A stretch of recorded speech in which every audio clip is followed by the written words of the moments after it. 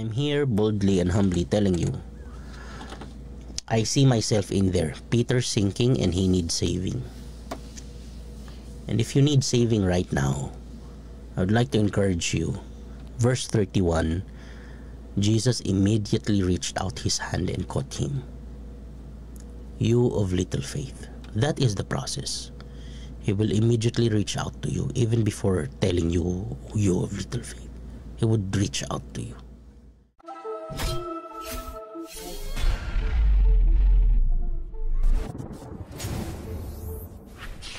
Jesus walks on the water. Matthew chapter 14 verse 22 to 33. I'm gonna read through this. I'm gonna race through this, so I'm gonna need your full attention. Okay, let's go. Immediately Jesus made the disciples get into the boat and go on ahead of him to the other side, while he dismissed the crowd. After he had dismissed them, he went up on a mountainside by himself to pray. Mountainside. He was up on the mountainside by himself. He prayed. Later that night, he was there alone, and the boat was already a considerable distance from land, buffeted by the waves. Buffet po, ibig sabihin po yung sinusuntok. Okay, so buffeted by the waves because the wind was against it. The wind was against it. Let's just stop right there, okay? So, the wind was against it. What it? The boat. Who's in the boat? The disciples. Who told the disciples to board that boat to go where they were supposed to go? To go to that direction. Sino ang nag-utos? Si Lord. Inutusan sila ni Lord na sumakay sa bangka at pumunta doon. Okay? Nung pumunta sila doon, ang ginawa ng hangin, sinalubong sila ng hangin. Isipin nyo to. Okay? Sumusunod sila sa utos ni Lord. Yung hangin, sinalubong sila. Okay? Kaya po it's not always the case. Okay? It's very dangerous to just get one verse in the Bible and apply it to everything. Na ito gagaan na to 100% of the time kasi hindi lang po naman isang verse ang nakasulat sa Bible. Okay? Na yung iba lagi ko 'to naririnig na malalaman mo kung si Lord yan kung walang kahirap-hirap, sobrang smooth sailing lahat. Malalaman mo kung talagang si Lord yan, kay Lord yan pag-ibig na yan, kung talagang walang hadlang, walang kahirap-hirap, walang tututol, lahat boto sa inyo. Malalaman mo kung kay Lord yung business na yan, kung pag umpisa mo palang sobrang dali, talagang mayayaman ka agad. Unang araw mo palang ROI ka na. Di ba, may mga ganyan mag-advise may mga ganyan magturo na malalaman mo daw kung kay Lord pag sobrang suabe, smooth talaga. Although it's true that if it's the Lord's will, it's the Lord's bill, yes, it's true. Pero to say that, no, to apply that to everything na basta malalaman mo kung kay Lord yan, kung walang kahirap-hirap na darating, walang ka-challenge, talagang lahat madali. Di para mo na sinabi, malalaman mo kung kay Lord yan, kung ituturing ka niyang baby all the time. Who made them get into the boat? Jesus did. Who gave you that opportunity? Jesus did. Tapos along the way, what happened? Verse 24, and the boat was already a considerable distance from land. So ibig sabihin, ang layo mo na mula nung pinanggalingan mo. Yung iba sa atin hindi ma-appreciate yung sitwasyon natin ngayon. Lagi na lang tayong toxic. Ang pangit ng sitwasyon ko ngayon. Parang wala na nangyayari. For a time, admittedly, ganyan ako Ang tagal ko na nag-work, lagi ko sinasabi, laging buong bibig ko na dati, wala nangyayari. Ang dami na nangyayari sa buhay ko. Lagi ko pa rin sinasabi, parang wala naman nangyayari. Pero the problem is, we just don't pause long enough. We just don't pause long enough to look back kung saan tayo nanggaling. Shortly before dawn, Jesus went out to them walking on the lake. When the disciples saw him walking on the lake, they were terrified. It's a ghost, they said, and cried out of fear. Tapos diniscuss ko to dati, yung mga bagay na takot ka, hindi mo alam si Lord pala. So but Jesus immediately said to them, "Take courage, it is I, don't be afraid." Ay, dun sa Tagalog, madilim na wala pa si Jesus. No? Ang tusok sa akin yung madilim na wala pa si Jesus. Lalo ngayong pandemic, di ba? Dumating na yung dilim sa buhay mo, dami na nangyari, pakiramdam mo wala si Lord. Pero hindi, andun siya sa mountainside nakatingin sa'yo. In fact, siya yung naglagay sa'yo sa posisyon na yan para ang dami kasi nagsasabi na hindi ka bibigyan ni Lord ng hindi mo kaya. Kaya binigay sa'yo yung problema na yan kasi kaya mo. Hindi ka bibigyan ni Lord ng hindi mo kaya. Talaga.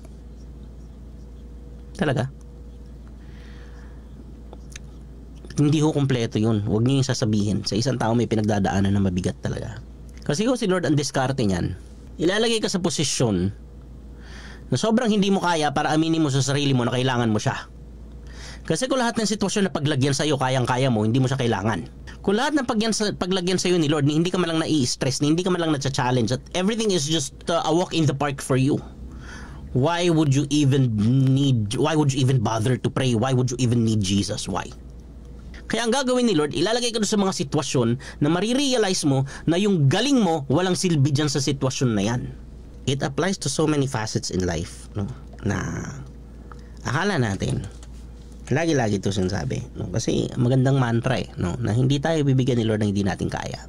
Actually, hindi po yung kompleto. Although biblical yun, sinabi ni Paul. Hindi ka ni Lord bibigyan ng hindi mo kaya sa grace niya.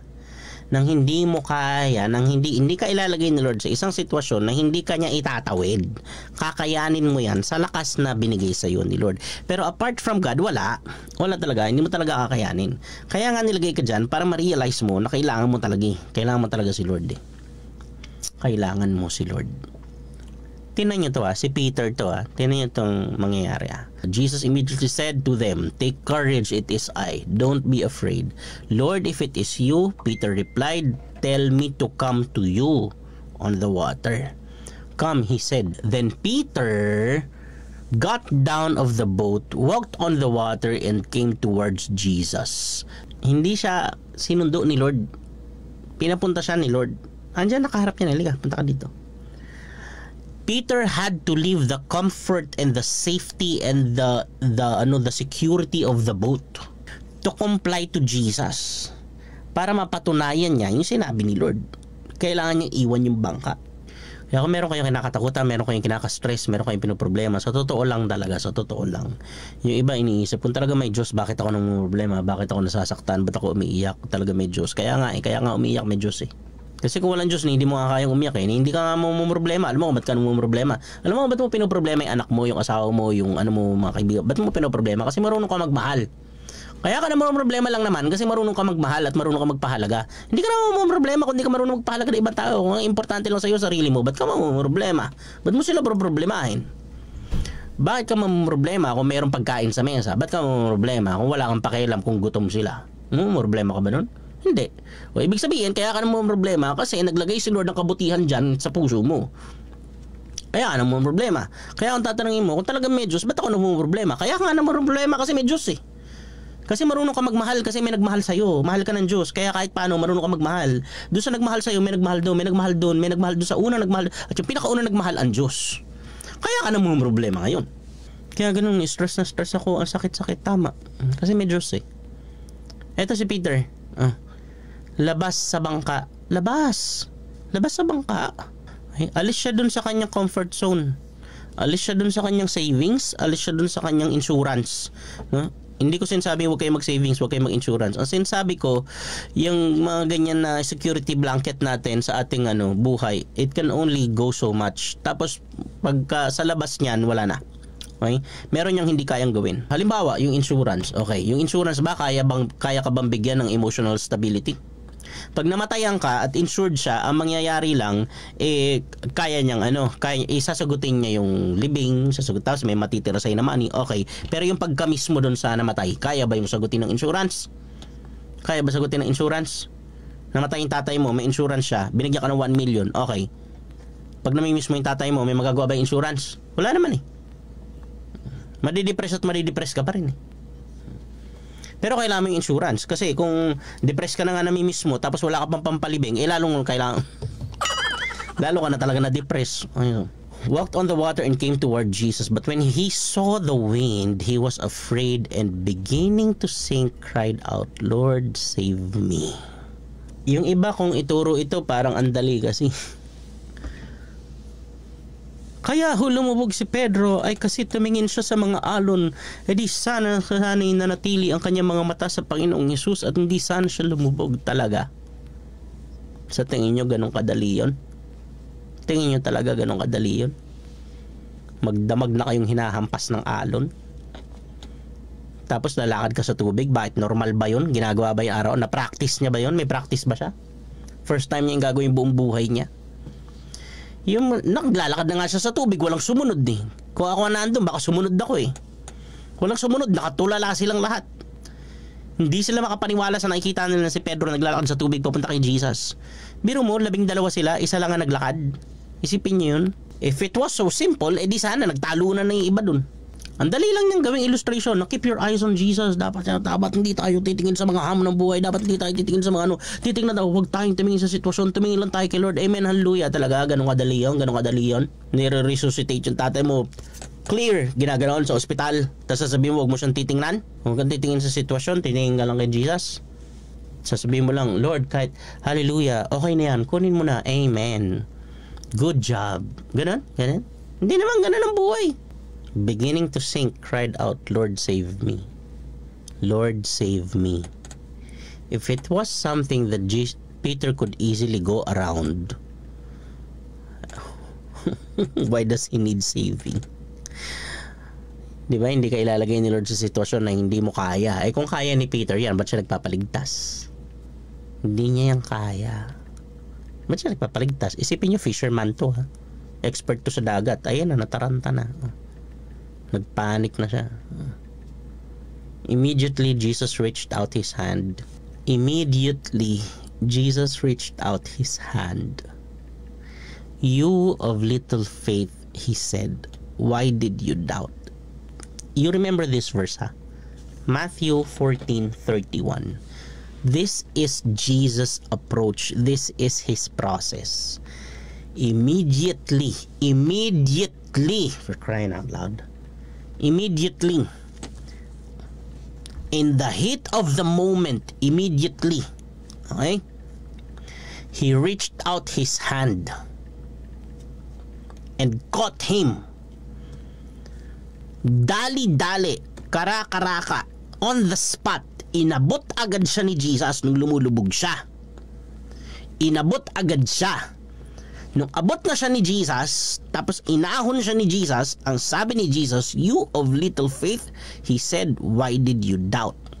Most of us, myself included, we do this the other way around. And we are causing more damage than cure. Mas malaki pa yung mas malalim pa yung nagagawa nating sugat, mas marami pa tayong napapatay kaysa napapagaling sa style natin. Bakit? We do this the other way around. Si Jesus po, immediately umabot siya, nung naiahon niya, saka niya sinabihan. Saka siya nagbigay ng isang theological statement. Why did you doubt? Tayo hindi. Sermonan muna natin ng katakot-takot. Pag-iisipan muna natin kung tutulong tayo. Pero maninermon na muna tayo. Unahin natin yung sermon para maipakita natin na alam ko na yan, magaling ako eh. Alam ko yan. Alam ko yan, kung ako nandiyan sa sitwasyon na yan, hindi ganyan nangyari. Alam ko yan eh. Bago tinulungan yung tao na durog na, sinermo na muna nakatakot-takot. Pinaringgan muna sa pulpit, ginawa mo ng illustration, sinermo na muna, bago inabot. Dito, inabot ni Jesus, inabot muna, tapos siniguro muna na hindi nalunod yung tao, sa kanya sinabihan, ba't ka nagduda? Tayo, iba style natin eh. Yung ganyan, Lord save me. Kung tayo yan, si Jesus, hindi ganyan ang tunog niyan. Lord save me, hindi ganyan. Ganito, Lord save me, Lord save, Lord.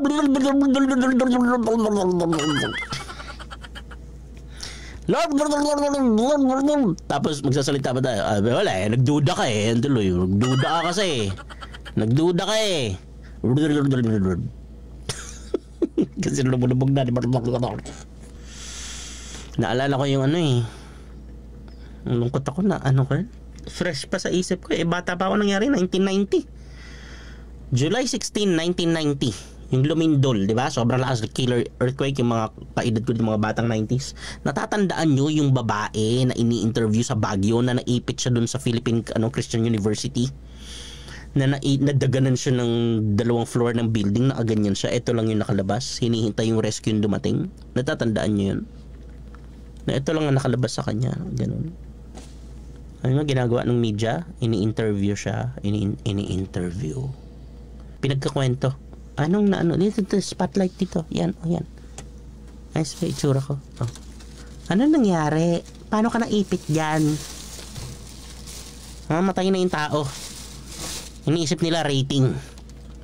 Parang ngayon, may namamatay na eh. May, imbes na tulungan, binibidyo para mag-viral. Ito, si Lord, umabot muna. Kasi minsan alam naman natin yung gagawin eh. Kaya lang sobrang hirap. Tsaka sobrang sakit. Alam mo naman eh, hindi mo naman kailangan na magsasabi sa'yo. Kailangan mo lang ng kasama. Kailangan mo lang ng hahatak sa'yo. Tapos pag kumalma ka na, saka ka na ready makarinig. O ba't ka nang ano? Ba't ka nang ano? Pero in the heat of the moment, habang nalulunod ka, habang lumulubog ka, huwag nyo naman sermonan yung tao. Iahon nyo muna, pakalmain nyo na, saka nyo na sabunin. Ang hilig natin kasi, inuuna natin yung ano eh, bago tayo umabot, maninermon muna tayo. And yan, tandaan nyo na, yan po ang approach ni Jesus. Abot muna immediately, abot muna, bago ka magsabi ng statement of facts. Abutin mo muna. And when they climbed into the boat, the wind died down. Those who were in the boat worshipped him, saying, "Truly you are the Son of God." Sa ibang gospel, they were terrified. Takot na takot kay Jesus. Sipin nyo ito nangyari. Imagine niyo kung nandyan kayo, ang dilim, ang lakas ng alon, may naglalakad sa tubig papunta sa inyo. Sino yun? Takot kayo, kala nyo multo. Sabi ni Lord, hindi ako to. Nakilala nyo yung boses. Sabi ni Peter, kung ikaw po yan, Lord, lalakad din ako sa tubig, punta ako sa'yo. Sabi ni Lord, sige, lapit ka dito. Tapos nakita mo, naglalakad sa tubig si Peter, kasama mo araw-araw. Alam mo, ano lang siya, ordinary na tao, naglalakad sa tubig. Tapos dahan-dahang lumubog kasi nakita niya yung lakas ng alon. Dahan-dahang lumubog. Sumigaw siya, Lord, ligtas mo, Lord, ligtas mo, mamatay ako. Kinuha siya ni Lord. Tapos sinamahan siya pabalik sa bangka. Pagdating sa bangka, huminto yung bagyo. Hindi ka naman bakilabutan nito ng gusto. Talagang lahat ng buhok mo sa katawan tatayo talaga dito. Ito ang sitwasyon natin ngayon ng marami sa atin. Kasama ako, kaya ako nga tinuro eh. Ito ang sitwasyon natin. Nasa gitna tayo ng madilim, bumabagyo, pero kita tayo ni Lord. In fact, kung tatanungin mo kung nasan si Lord, nandun sa gitna. Una, nakatanaw, nakikita niya kasi siya naman yung nagplano niyan. Pangalawa, siya yung nagsabi sa'yo, pumunta ka dun, sumakay ka na dito sa bangka, pumunta ka dun. Tapos pupunta mo dun, hampasin ka lang pala ng alon dun. Ikaw ngayon, nasaan na si Lord? Ano ba yan? Inutusan tayo, hampasin lang pala tayo ng alon dito. At tapos naglalakad na si Lord papunta sa'yo, akala mo ngayon mumu. Tapos sabi niya, sige, labas ka sa bangka. Lalakad ka na sa tubig. Yung alon, hindi pa rin humihinto. Lubog ka ngayon. Kailangan mo ngayon iligtas. I'm here boldly and humbly telling you, I see myself in there. Peter's sinking and he needs saving. And if you need saving right now, I would like to encourage you. Verse 31, Jesus immediately reached out his hand and caught him. You of little faith. That is the process. He will immediately reach out to you even before telling you, you of little faith. He would reach out to you. Hindi, abutin ko lang yan pag enough na yung faith. Pag hindi enough yung faith, di ko aabutin na mo siya malunod. Hindi. Abutin ka ni Lord kahit na hindi sapat yung faith mo, abutin ka ni Lord. Abutin ka ni Lord. Kung nasan ka man ngayon, ano man yung sitwasyon mo, kayang-kaya ka pong abutin ni Lord. Pray po tayo. Lord, maraming salamat po. Maraming salamat po sa pag-abot sa amin. Wala nang tanong-tanong, walang intro-intro. No nakita mo lumulubog kami, naghihiyaw, natataranta, umabot ka agad. Abot ka agad. Andyan agad yung kamay mo. Madalas pag lumalapit ka, hindi ka namin makilala, natatakot pa kami, tinataboy ka pa namin. Sisigawan pa kami ng multo. Yung minsan akala namin nakalutang na kami, akala namin ang galing na namin, tapos lulubog lang din pala kami. Pero andyan ka pa rin, Lord, andyan ka pa rin. Lagi ka pong nakaabot. Walang tanong-tanong, abot agad. Maraming salamat po, Lord. Maraming salamat po. Kasi sa totoo lang po, Panginoon, kung wala ka, hindi namin kaya. Walang silbi yung galing namin sa mga sitwasyong ganito. Wala. Salamat po kasi nandiyan ka, hindi mo kami iniiwan. Kasi ikaw lang naman talaga yung malakas. Ikaw lang naman talaga yung magaling. Ikaw lang, hindi po kami. Salamat po. Salamat po, Panginoon, sa lahat po. We thank you for all the broken hearts that you are mending. We thank you, Lord God, for all the broken relationships that you are restoring. We thank you for all the broken dreams, Lord God, that you are restoring. We thank you, Lord, for all the sicknesses, Lord God, that you are touching, Lord God, and healing, Lord. We thank you for all the needs, Lord God, that you meet, Lord. Salamat po. You are our provision, our sustenance, the very air that we breathe. Ikaw lang po ang kayang magligtas po sa amin, Panginoon, pag lumulubog kami. Ikaw lang po, Panginoon, ang kayang umubot sa amin. Maraming salamat po. Maraming salamat po. Maraming salamat po. Thank you. Alam po namin, kayang-kaya mo pong kaming itawid, Panginoon, sa lahat na ito. Hanggang makabalik kami doon sa bangka, Panginoon, kasama ka namin. Tapos hihinto yung bagyo.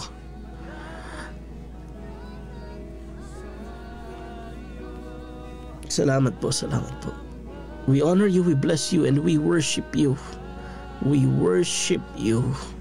You're worthy of all worship and adoration and thanksgiving. In Jesus' name. Amen. Amen.